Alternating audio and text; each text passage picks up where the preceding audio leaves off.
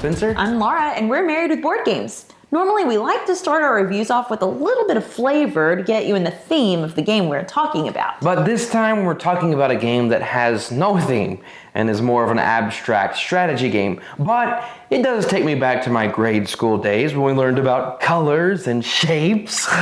Boy, who knew my teacher was preparing me to play DuCo? Well, we're here to take a look at DuCo and see if it offers more than just a review of a lesson from kindergarten.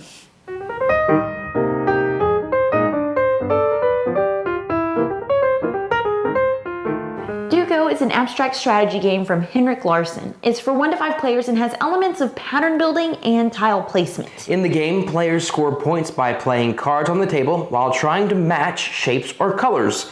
Extra points are given if you match both. The game is small and simple, so let's move right along and give you a look at the components and gameplay.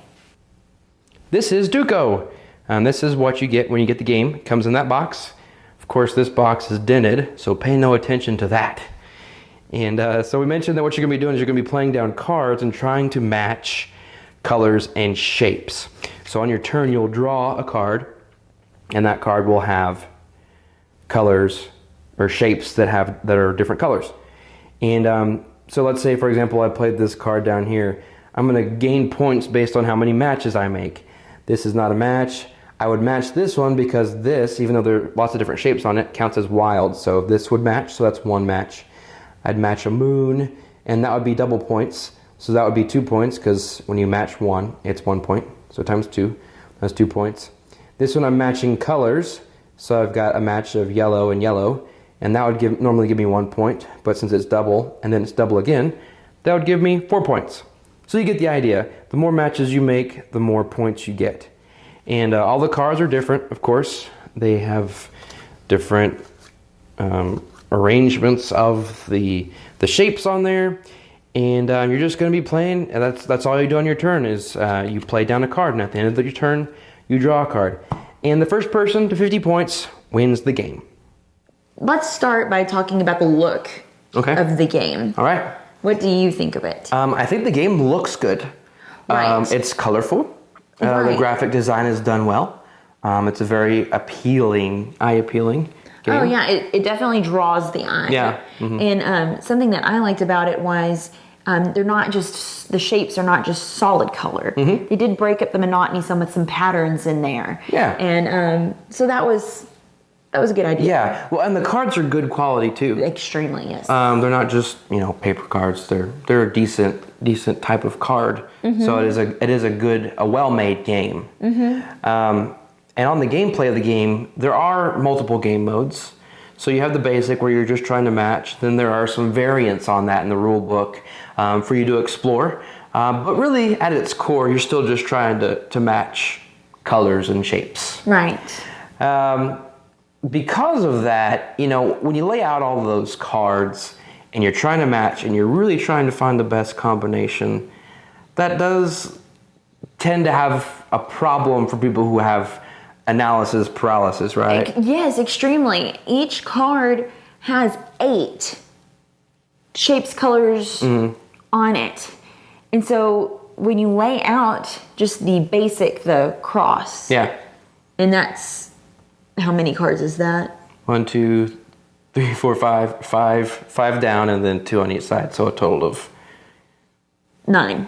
Yeah, math. So it's 9 cards. Each of them have 8 different shapes and colors on them. So that's what, 72? Sure.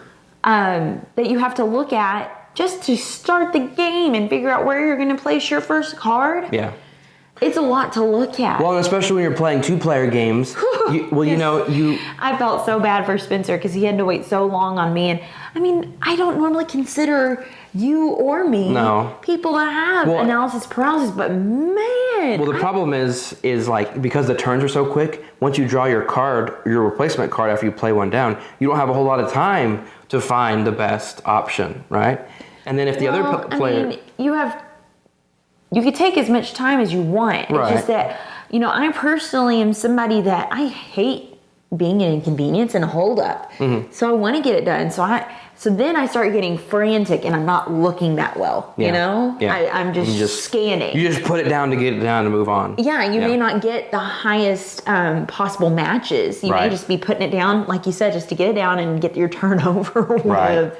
So yeah, because of that, there are lots of options for you to put when playing down your cards. So it is possible for you to overthink it. Right. I did appreciate at least, though, because there are some games that they're a little, I could see them being more strict about you have to keep it facing a certain way, because there is text in the middle of the card to let you know which way is, technically facing right side you. up. Yeah. But they do allow you to rotate the card in whichever way you need it in order to be able to place it down. And I appreciate that at least, because that could make it infinitely worse or harder, per se, just trying to get it down. And woof. Yeah. And that's really the all we have to say about the game. Right. It's just matching. So for us, it wasn't really that much fun.